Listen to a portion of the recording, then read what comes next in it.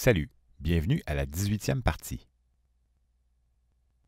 1 million d'années après le début de l'âge de pierre, nous avons vu l'émergence d'une espèce vraiment bipède, les Homo ergaster. Ces hommes semblent mieux organisés autour de leur camp de base, allant jusqu'à coloniser tous les continents de l'Ancien Monde, donc l'Afrique, l'Europe et l'Asie. Avant de continuer, parlons des outils de l'Oldowayen. Les hommes restent longtemps fidèles aux bons vieux outils de l'Oldowayen, qui sont fabriqués à même la roche de base en réduisant le nucléus. Conséquemment, les outils changent très peu avant 1,5 million d'années. Les premiers Homo ergaster n'ont fait que perfectionner la technique de taille du chopper, donc sans vraiment innover. Puis, peu à peu, ils s'attaquent à de plus gros cailloux et essaient maintenant de travailler les éclats. Certains outils seront alors spécialisés pour certaines tâches. Avec un peu plus de variété d'outils, ces hommes, qui ont quitté le climat chaud de l'Afrique, commencent-ils à utiliser le feu plus régulièrement? La réponse, évidemment, est que nous ne le savons pas. Les traces d'utilisation du feu sont encore extrêmement rares. Et s'il est définitivement trop tôt pour qu'ils puissent faire du feu, nous pouvons certainement les imaginer sauter sur chaque occasion lorsqu'ils en trouvent dans la nature. Des nouveaux outils de pierre commencent à apparaître vers la fin de l'Oldowayen classique, donc vers 1,5 million d'années. N'oublions pas que ces cultures sont des divisions floues de la réalité, puisque cela ne signifie aucunement la disparition des anciens outils, ni non plus que les nouveaux outils s'imposent partout d'un seul coup. Un de ces nouveaux outils ne sera retrouvé qu'au nord de l'Afrique, au Proche-Orient, donc jusqu'en Inde, et dans une partie de l'Europe. À première vue, il semble être le produit d'un cerveau supérieur à tout ce qui précède. C'est le biface de la culture acheuléenne, dont la technique est essentiellement un raffinement des techniques apprises tout au long des millénaires précédents. Et bien entendu, nous ne pouvons pas mettre de date de départ absolue. En comparaison avec les outils de l'Oldowayen, qui se sont propagés partout en même temps que les premiers hommes, tous les nouveaux outils inventés à partir de maintenant se propageront plus lentement, et leurs succès seront généralement limités à une région. Partout sur la Terre, toutes les techniques apprises à l'Oldowayen vont évoluer et devenir plus élaborées, entraînant alors des variations selon les régions. Comme par exemple les Homo erectus, qui sont des descendants asiatiques des Homo ergaster. Donc les Homo erectus n'adopteront jamais les bifaces de la culture acheuléenne. Un peu plus d'1 million d'années après les premiers cailloux cassés intentionnellement, les premiers hommes ont adopté un mode de vie plus mobile où la viande et l'outil prennent de plus en plus de place.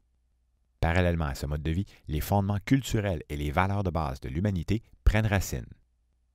Nous devons admettre que les nouveautés sont encore très espacées dans le temps, mais comparé à notre long passé de singe, nos ancêtres ont inventé les outils de pierre, puis ont commencé à manger régulièrement de la viande en organisant des camps en un clin d'œil. Jusqu'ici, cette longue période est, somme toute, une des plus dynamiques depuis les débuts de la vie sur Terre. Dans l'ensemble, la tendance depuis la fin des dinosaures était au refroidissement progressif, avec une accélération vers un climat de plus en plus frais au Miocène, puis carrément de plus en plus froid au cours du Pliocène. Désormais, la tendance vers les ères glaciaires accélère, avec des intervalles chaudes de plus en plus fraîches. Il fera simplement un peu moins froid que pendant les ères glaciaires. Les populations humaines vivant près des pôles doivent alors régulièrement se rétracter vers le sud quand les glaciers prennent de l'expansion. Par la force des choses, l'Europe est devenue un continent problématique, contenant très peu de régions chaudes lors des ères glaciaires. Puisque l'homme ne peut pas encore faire du feu, toutes les premières tentatives de colonisation de l'Europe ont échoué. Entre 1,2 million et 1 million d'années, Homo ergaster réussit à pénétrer jusqu'en Espagne, mais il faudra attendre entre 1 million et 750 000 ans pour qu'il parvienne vraiment à s'implanter. Passons maintenant à l'Acheuléen ancien, qui dure de 1,4 million d'années à 800 000 ans avant notre ère. L'outil le plus célèbre de la culture acheuléenne est le biface. C'est une sorte de hache à main ou de coin à fendre qui n'est en fait qu'un des nombreux outils de l'époque commençant à apparaître. Nous pourrions tout aussi bien nommer les hachereaux, donc de larges éclats tranchants rarement retouchés, fabriqués à partir d'un gros bloc. Le développement des nouvelles techniques et leur propagation sont de longs processus qui ne se produisent pas partout en même temps. Placer le début de cette culture vers 1,4 million d'années est un choix symbolique et conservateur, puisque les nouveaux outils sont déjà fréquents. tandis que les techniques de fabrication des bifaces, donc les premières traces, remontent à 1,6 million d'années. Sur une évolution de l'âge de pierre qui dure environ 2,7 millions d'années, la diversité des outils de pierre ne commence que pendant la seconde moitié. En comparaison avec la pénible lenteur de l'Oldoïen, l'Acheuléen donne enfin l'impression de souffler un peu de dynamisme dans la mentalité des hommes, mais aucun de ces changements ne se produira du jour au lendemain. En plus de diviser le Paléolithique, donc l'âge de pierre ancien, en cultures, chaque culture est ensuite divisée en sous-périodes. Ainsi, la culture du biface se répand en Afrique et au Proche-Orient, donc jusqu'en Inde, tout au long de l'Acheuléen dit ancien. Contrairement aux périodes géologiques, ses débuts et ses fins de période se chevauchent et chaque époque doit être considérée dans un contexte qui s'entrecoupe avec les autres époques, avec des origines complexes, une évolution sur un territoire variable et un déclin. Il ira de même pour toutes les cultures humaines de l'âge de pierre jusqu'à nos jours. Pour fabriquer les premiers outils de pierre, nos ancêtres procédaient par percussion directe, c'est-à-dire en tenant une roche cassante dans une main qu'ils frappaient à l'aide d'un second caillou très dur tenu dans l'autre main. Désormais, ils savent aussi lancer des gros cailloux sur un bloc placé au sol, d'où ils tirent de larges éclats aux formes très variées. À l'Acheuléen, ils fabriquent leur biface par percussion directe, mais en retournant la roche frappée entre chaque coup. Ils travaillent ensuite la lame à l'aide d'un bout de bois ou d'un os pour enlever de plus petits morceaux précis. La culture acheuléenne prend de l'expansion en Afrique et au Proche-Orient, coexistant longtemps avec la culture oldoïenne. Certains sites seront même occupés en alternance par les deux cultures. Malgré cette distinction entre les cultures, ils ont tous des sociétés structurées et organisées autour de leur camp de base, et il est fort probable que ces deux cultures expérimentaient avec le feu.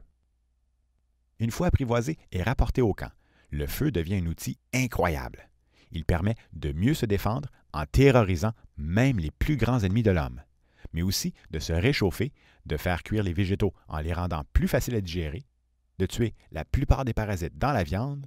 Bref, le feu deviendra incontestablement l'outil le plus puissant de l'humanité.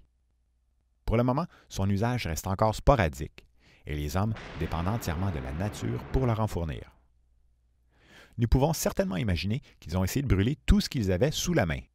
Ensuite, ce n'est qu'une question de temps avant de remarquer que les pointes d'épieu durcissent lorsqu'on les brûle quelques secondes, pouvant alors réellement servir à la chasse au gibier de taille modeste. Le feu a-t-il commencé à servir dans les premières expériences de chasse? Nous n'en avons aucune preuve. Au-delà de la frontière appelée ligne de Movius, qui part du nord-ouest de l'Europe vers le sud de l'Extrême-Orient, il n'y a aucun outil de l'Acheuléen. Il faut dire qu'en général, il semble y avoir moins d'outils en Extrême-Orient. Peut-être utilisait-il du bambou, abondant et facile à travailler, et qui se serait décomposé il y a très longtemps en ne laissant aucune trace. Sinon, nous ne savons pas trop comment expliquer cette rareté d'outils de pierre. Les descendants asiatiques des Homo ergaster qui apparaissent au-delà de la ligne de Movius, vers 1 million d'années, sont appelés Homo erectus. Ce ne sont pas les Homo sapiens, ils sont plus petits et ont encore des traits archaïques, comme par exemple l'absence de menton et un plus petit cerveau. Nous ne savons même pas s'ils ont engendré l'homme moderne, s'ils se sont fait assimiler ou s'ils se sont éteints à l'arrivée des hommes modernes. Donc ici, nous reperdons encore la trace de nos ancêtres, parce que les fossiles africains deviennent rares et qu'il y a peu d'hommes en Europe. Au fil des ères glaciaires, les glaciers ont râpé l'Europe en faisant disparaître les traces des premières tentatives de colonisation. À la toute fin de l'Acheuléen ancien, des populations réussissent enfin à s'implanter, puis vers 780 000 ans émergent les premiers Homo heidelbergensis, c'est-à-dire les ancêtres des Néandertals. En Afrique, le peu de fossiles que nous avons sont classés en Homo rhodesiensis, ergaster, erectus et soloensis. Tous ces hommes ont des modes de vie similaires. Nous ne savons pas non plus si nous avons affaire à une seule et même espèce avec des disparités régionales, mais encore capables de se reproduire entre eux, ou si les populations anciennes se sont fait remplacer par les nouvelles. Nous ne savons même pas où apparaissent les traits qui mènent vers les premiers Homo sapiens. Donc, en quelque sorte, nous venons de reperdre la trace de nos ancêtres. Passons maintenant aux relations hommes-femmes. Les espèces évoluent avec des traits attirants pour les membres du sexe opposé, comme par exemple la queue d'un paon au coût métabolique élevé démontre aux yeux des autres qu'il a de bons gènes et qu'il est en bonne santé, même si, ultimement, elle réduit ses chances de survie lorsqu'il doit se sauver d'un prédateur rapide. L'apparence physique et le comportement de séduction doivent réussir à plaire au sexe opposé. Et dans la nature, en général, les asymétries ou les traces de maladie sont perçues comme non attirantes, car elles pourraient être transmises à la descendance. Notons au passage que l'inceste est évité universellement dans toutes les cultures humaines. Les rares cas où les parents s'accouplent avec leurs enfants sont d'ailleurs sévèrement punis par la nature avec des enfants difformes ou déficients mentaux. La pratique voulant que les singes femelles changent de groupe lorsqu'elles atteignent l'âge de se reproduire était probablement encore coutumière chez les premiers hommes. C'est-à-dire que nous ne sommes pas programmés génétiquement à éviter l'inceste. Il s'agit de comportements sociaux ancrés de longue date. Il est normal, voire même vital pour notre espèce, que les femelles soient plus sélectives que les mâles pour s'accoupler, puisque leur coût de reproduction est beaucoup plus élevé que celui d'un mâle. En revanche, les mâles sont en compétition entre eux pour démontrer qu'ils sont en santé et peuvent potentiellement engendrer plusieurs enfants par année. Physiquement, un mâle pourrait engendrer plusieurs enfants par jour, du moins un mâle avec la vigueur de la jeunesse. Chez les singes, où les mâles peuvent atteindre 2 fois la taille des femelles, les petits mâles sont désavantagés pour se reproduire. La taille physique, mais aussi le comportement agressif et la longueur des canines influencent le choix des femelles. Donc c'est à se demander si le personnage du vampire Dracula doit son succès à un esthétisme hérité des primates. De leur côté, les mâles choisissent surtout en fonction de l'esthétisme de la femelle. Il est difficile d'évaluer le dimorphisme sexuel exact des espèces qui sont éteintes, parce que nous comparons souvent les spécimens anciens avec des spécimens récents. C'est-à-dire que les dernières générations sont souvent plus grosses que leurs ancêtres. Ou encore, nous comparons parfois des individus décédés à des âges différents, ou encore 2 espèces vivant dans le même environnement, ou encore d'une même espèce vivant dans plusieurs environnements différents. Les mâles australopithèques et les mâles Homo habilis suivaient les mêmes proportions de taille entre mâles et femelles que nos grands singes africains. Et cela jusqu'à Homo ergaster, où le ratio ressemble beaucoup plus à l'homme moderne. En réalité, la taille des mâles Homo ergaster est comparable à l'homme moderne. Et les plus grands devaient commencer à avoir des problèmes de dos et d'articulation. S'agit-il du maximum évolutif pour la structure actuelle de notre corps? Il est possible que le rattrapage de la taille des femelles soit surtout dû à une stagnation de la taille des mâles. Si la taille prend moins d'importance pour la sélection des mâles, est-ce qu'une espèce intelligente, capable de faire et d'apprécier la musique, aurait pu développer des rituels de séduction impliquant le chant et la danse? Donc au sens large, bien sûr. Le contrôle de la voix démontre la confiance. Les mouvements du corps révèlent la forme physique. Sans oublier que la coordination, la force et la capacité cérébrale de suivre un rythme complexe nous impressionnent encore aujourd'hui. Dans nos civilisations modernes, la plupart des musiciens sont des mâles, exerçant un mystérieux pouvoir de séduction à grande échelle sur les femmes. Aujourd'hui, il faut dire, nos sociétés modernes ont laissé la musique entre les mains d'une sorte d'élite, alors que partout ailleurs, la musique est une activité collective où tout le monde participe. Chez les bonobos, le dimorphisme sexuel est moins prononcé que chez les chimpanzés. Les femelles bonobos créent des liens et coopèrent entre elles, formant des alliances pour se défendre contre certains mâles. Les paléontologues ont longtemps affirmé qu'Homo ergaster était monogame. Mais qu'en est-il vraiment? Il est possible que ce ne fut pas encore le cas, et que les besoins croissants des enfants aient plutôt été comblés par une plus grande coopération entre femelles. Il existe une corrélation directe entre un gros cerveau et une bonne alimentation. Les femmes enceintes, en plus d'avoir un plus gros appétit, doivent obtenir suffisamment de phosphate pour développer le cerveau du bébé, sauf qu'elles peuvent moins se déplacer. Ici, la tentation est grande de voir les mâles assurer le régime de viande pour les besoins en phosphate des femmes, pendant que les femmes répondent aux besoins des mâles en plantes, en graines et ainsi de suite. Nous n'avons absolument aucune preuve d'une telle division de tâches. Depuis que nous sommes devenus bipèdes, la taille du bassin des femelles a diminué, pendant que la tête des bébés est devenue énorme, donc même comparée aux singes. Les bébés commencent à freiner le développement du corps pour assurer une avance au cerveau, donc jusqu'aux limites physiques du bassin. et ils doivent naître prématurément en déformant leur crâne. L'accouchement devient si douloureux que les femelles durent commencer à s'aider à cette époque, inventant, en quelque sorte, les premières sages-femmes de l'humanité. Après sa naissance, le petit avorton, si on peut dire, continue de grossir au même rythme qu'un fœtus, donc jusqu'à l'âge de 18 mois. Pendant plusieurs semaines, il est totalement dépendant de sa mère et ne peut même pas tenir sa tête. Il ne s'agit pas d'une régression, mais d'une adaptation visant à favoriser le meilleur cerveau possible. Les mâles commençaient-ils à manifester un plus grand intérêt pour leur progéniture en offrant plus de support à la mère? Ce genre de comportement n'est pas unique dans la nature. Nous connaissons de nombreuses espèces qui s'occupent de leurs petits jusqu'à maturité. Une bonne cohésion entre les membres du groupe augmenterait considérablement les chances de survie des enfants, envers qui ils investissent beaucoup de ressources et d'énergie. D'autant plus que les femmes ne devaient plus avoir qu'un seul bébé aux 3 ans. La taille du cerveau des Homo ergaster ne dépasse pas le seuil où les mâles devront absolument commencer à s'impliquer un minimum. Ce seuil de 1000 cm3 sera atteint entre moins 600 000 et moins 200 000 ans. Pour le moment, il est très possible que les Homo ergaster soient encore polygames et que les mâles ne s'occupent à peu près pas des enfants. Peut-être que les femelles qui changent de groupe à l'adolescence pour pouvoir se reproduire étaient plus ouvertes à former de nouvelles coopérations et qu'elles ont pu gardienner les enfants des autres ou même servir de nourrices. Les singes n'ont généralement aucun problème d'accès à la nourriture et les femelles s'échangent rarement de la nourriture entre elles. Tandis que chez les australopithèques, déjà, elles devaient faire plus d'efforts pour obtenir leur nourriture. Donc, sont-elles les premières à partager leur repas? L'hypothèse dite de la grand-mère a de quoi séduire. Dans les sociétés de chasseurs-cueilleurs actuelles, les hommes s'occupent peu des femmes et des enfants. Ce sont les femmes âgées, donc ménopausées, qui s'occupent des petits, leur permettant ainsi de garder la forme et de rester actives au sein de la communauté, pendant que les jeunes femmes vont chercher la nourriture.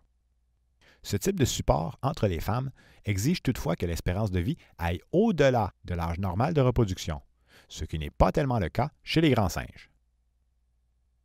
La société de partage chez les Homo ergaster aurait pu se développer en conséquence d'une plus grande coopération autour de la mère et son bébé. Encore une fois, faites attention, ces liens de cause à effet ne sont que des suppositions et ne reflètent sans doute qu'une partie de la réalité. Chez les gorilles, les mâles sont presque 2 fois plus gros que les femelles et leurs comportements sont plus agressifs, alors que les femelles sont plus soumises. Pour les femelles Homo ergaster, la taille des mâles n'est plus un critère de sélection, et pour les mâles, la capacité de prendre une femelle de force n'est plus un avantage, parce que celles-ci devaient coopérer entre elles. Comment était leur relation? Nous n'avons évidemment aucune preuve de chant, ni de danse, ni de cadeau pour tenter de séduire le sexe opposé. Or, une façon dont les mâles auraient pu démontrer leurs habiletés et laisser une trace durable est en fabriquant un biface parfait. À partir de 1,4 million d'années, les bifaces sont de plus en plus fréquents, donc au nord de l'Afrique, au Proche-Orient et au sud de l'Europe.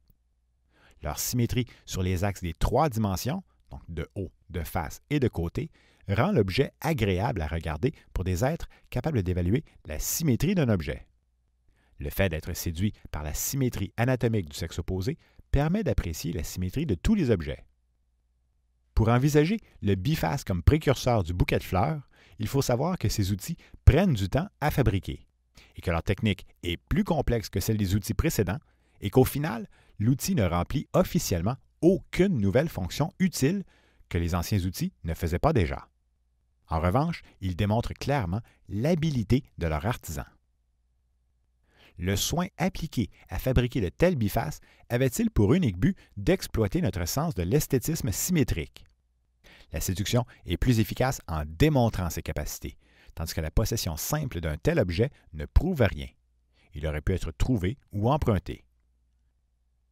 Une fois fabriqué, l'utilité du biface devient relative, et de nombreux bifaces ont même été jetés sans avoir vraiment servi. Est-ce possible que des hommes tentant d'impressionner des femmes aient initié une sorte de culture du biface parfait? Nous ne pourrons jamais le savoir, et n'oublions pas que les femmes ont aussi pu en fabriquer. Que les femmes aient tenté de séduire les hommes n'est pas à exclure non plus. Chose certaine, même si les sociétés d'Homo ergaster étaient encore polygames, il est presque assuré que les mâles devaient investir plus de temps et d'énergie à démontrer leur qualité autrement qu'en montrant leurs muscles. Commence ici un monde d'ère glaciaire. Les cycles de glaciation ont récemment été expliqués, en partie, par les changements de position de la Terre. À intervalles de 41 000 ans, l'inclinaison de la Terre alterne entre 21,39 et 24,36 degrés, entraînant des saisons plus intenses lorsqu'elle atteint 24 degrés. À intervalles de 95 800 ans, l'orbite de la Terre autour du Soleil passe d'une orbite plutôt circulaire à une orbite plus elliptique, entraînant des saisons plus intenses, particulièrement au nord. Finalement, l'axe de la Terre oscille et change le point où le Soleil frappe directement à la surface, c'est-à-dire l'équateur, revenant à son point de départ tous les 21 700 ans. Ces trois facteurs expliqueraient, du moins partiellement, les cycles glaciaires à intervalles d'environ 100 000 ans. Lorsque le balancier penche pour un climat plus froid, d'autres facteurs comme les courants marins et atmosphériques, ou encore les faibles taux de gaz à effet de serre, pourraient alors faire chuter la température et déclencher une ère glaciaire. Il ne faut pas plus de quelques années où la neige n'a pas suffisamment le temps de fondre pour qu'au lieu d'être absorbée par le sol, les rayons du soleil rebondissent sur la neige.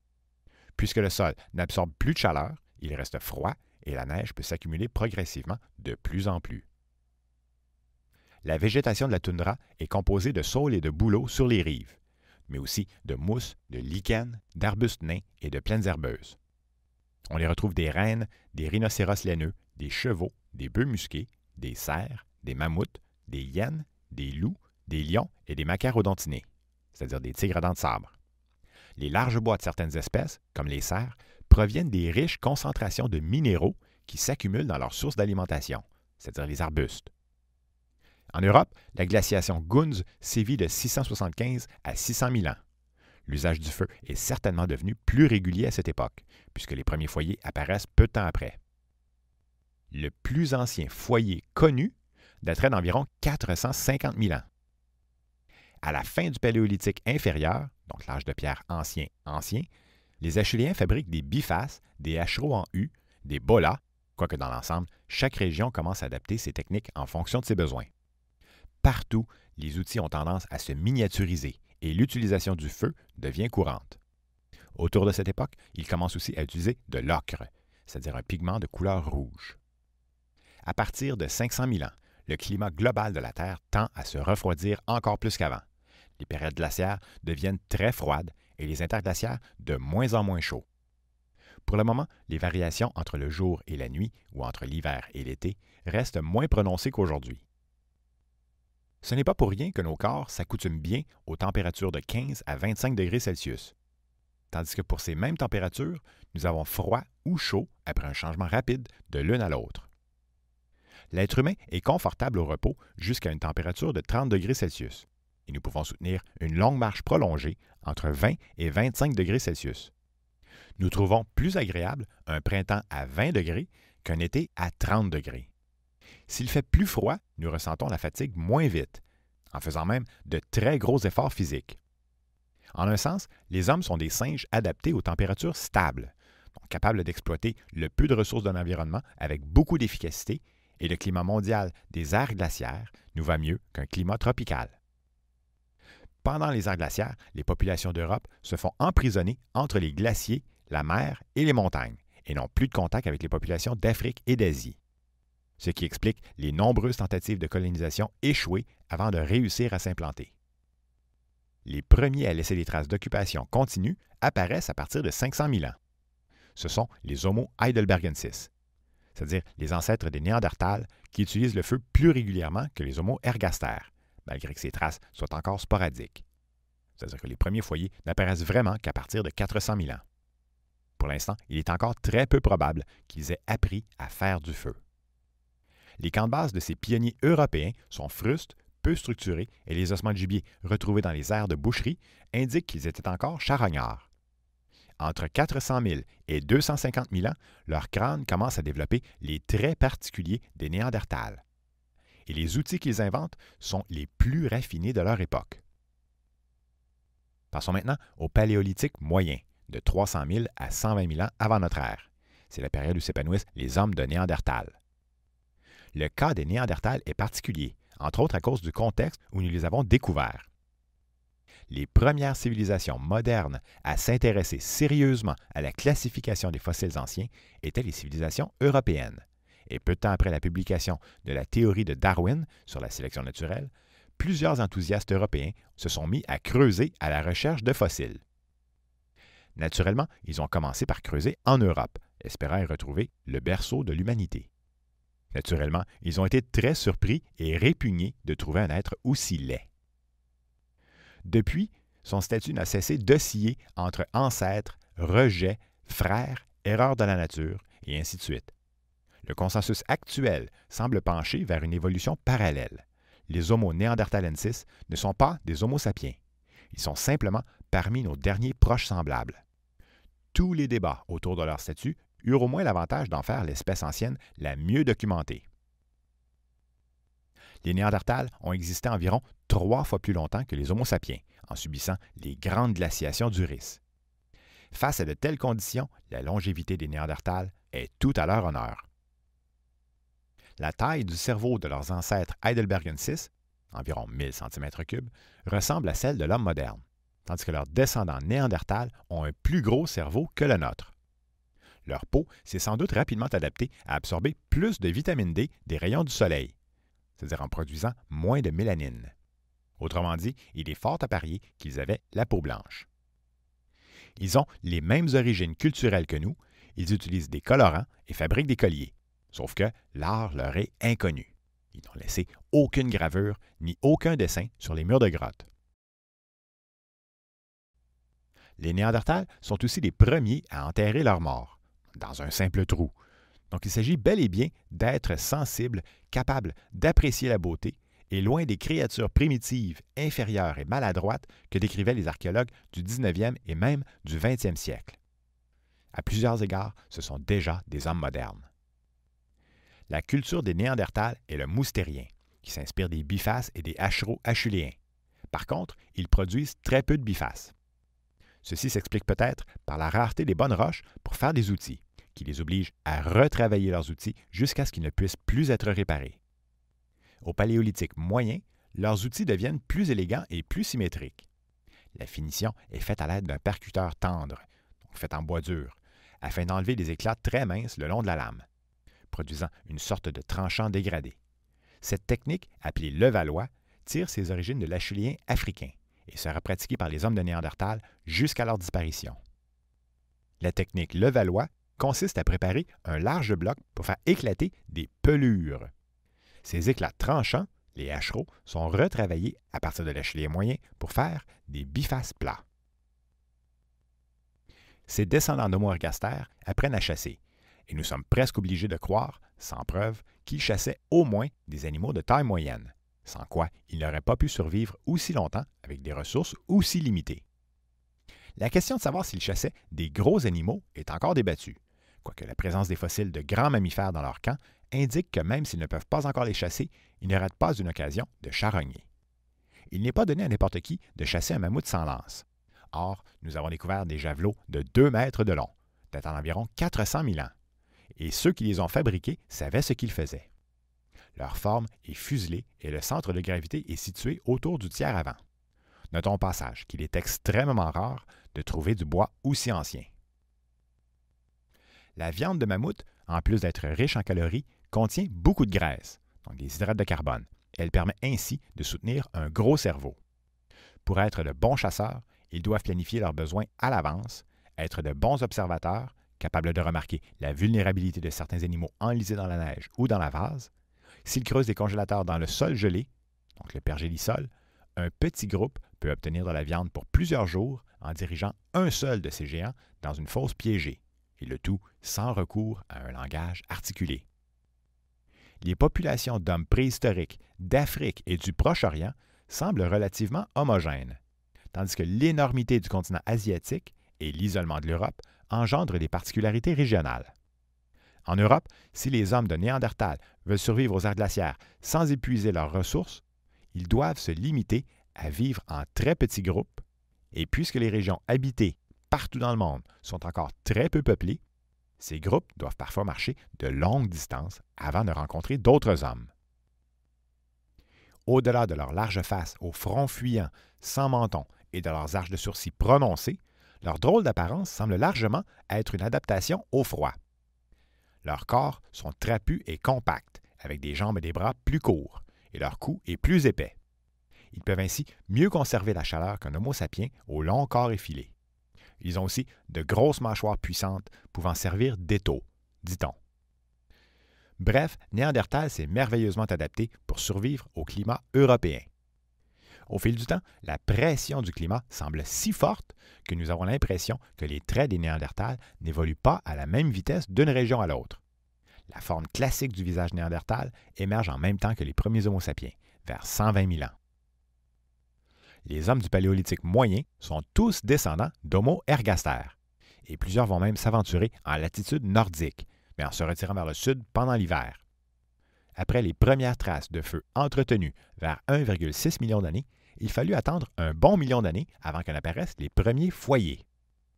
Si le feu servait à se réchauffer et qu'il faut attendre l'homme moderne vers 120 000 ans avant d'apprendre à faire du feu, que faisait-il pour rester au chaud lorsqu'il n'en avait pas?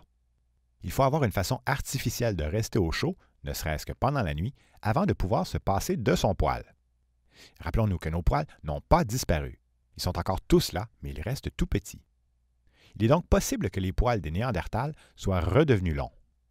Pour survivre au grand froid des aires glaciaires sans feu, ils doivent construire des abris contre le vent, qui refroidiraient rapidement le corps. Et ils doivent aussi manger beaucoup de viande, qui est très riche en énergie. À force de dramatiser les conditions européennes pendant les aires glaciaires, nous oublions souvent que pendant les interglaciaires, les conditions y étaient meilleures qu'en Afrique. La vie des Néandertals ne fut pas que souffrance. Puisque les singes socialisent en se toilettant mutuellement, nous pourrions imaginer que la perte de nos poils dut se faire en même temps qu'une augmentation de la communication orale. Mais nous ne savons pas à quel moment se produit cette transition. Par la suite, nous sommes devenus moins susceptibles aux parasites qui vivent dans le poil et qui transportent des maladies. Or, si les hommes perdent leur poil avant 250 000 ans et que les Néandertals portaient des peaux pour se garder au chaud, comment expliquer que les parasites qui vivent dans les vêtements n'apparaissent qu'entre 100 000 et 50 000 ans, selon les études en génétique? De toute évidence, notre portrait de cette période est encore incomplet. À quel moment commence l'usage des peaux d'animaux? Chez l'homme moderne, les bébés ne peuvent marcher avant l'âge de 1 an et sont épuisants à transporter dans ses bras. Il est fort probable que les peaux servant à transporter son enfant aient vu le jour longtemps avant la perte de notre poil ou avant l'usage des premiers vêtements, car en plus de transporter un bébé et de le garder au chaud, elles permettent de le déposer pour faire autre chose. En déposant l'enfant, ils doivent rassurer le bébé en restant dans son champ de vision et en lui parlant. La façon de parler au bébé aurait-elle engendré le côté musical des sociétés adultes? Doit-on s'étonner que nos langues actuelles semblent reposer largement sur les mêmes principes que la musique? Donc les intonations, les rythmes, les répétitions, l'amplitude, et ainsi de suite. En résumé, lors du premier million d'années de l'âge de pierre, nous avons vu une utilisation accrue d'outils et l'introduction de la viande dans leur alimentation. Au cours du deuxième million d'années de l'âge de pierre, les hommes deviennent mobiles et établissent des camps structurés. Malgré cela, la première moitié de l'âge de pierre est marquée par un conservatisme d'outils et de comportements. Puis, au début de la seconde moitié de l'âge de pierre, très progressivement, ils commencent à retravailler les éclats et développent des outils pour des tâches un peu plus spécialisées. Au cours de l'Acheuléen ancien, qui dure de 1,4 million à 800 000 ans, la tendance vers les aires glaciaires s'accentue et l'Europe reste hors de portée pour les hommes jusqu'à la fin de l'Acheuléen ancien. Nous avons parlé des nouveaux outils, mais aussi de la ligne de Movius, au-delà de laquelle on ne retrouve aucun biface. Et même s'ils sont encore incapables de faire du feu et que son utilisation demeure sporadique et très rare, nous remarquons une augmentation des traces de feu à l'intérieur des camps. Au sein des groupes, les critères physiques deviennent moins importants dans la sélection des mâles pour se reproduire, alors que la coordination, l'agilité et le sens du rythme pourraient prendre plus d'importance. Était-il monogame? Pas sûr. Y avait-il une plus grande coopération entre femelles? C'est très possible. Il est indéniable que leurs besoins alimentaires sont largement supérieurs aux singes et que les individus nécessitent davantage d'aide pour assurer leurs besoins en viande et en plantes. Si l'hypothèse des bifaces parfaits pour séduire le sexe opposé peut sembler un peu excentrique, nous devons tout de même envisager que les techniques de séduction avant le bouquet de fleurs et la boîte de chocolat tendent plus vers le romantisme que vers des relations violentes basées sur la force physique du mâle alpha.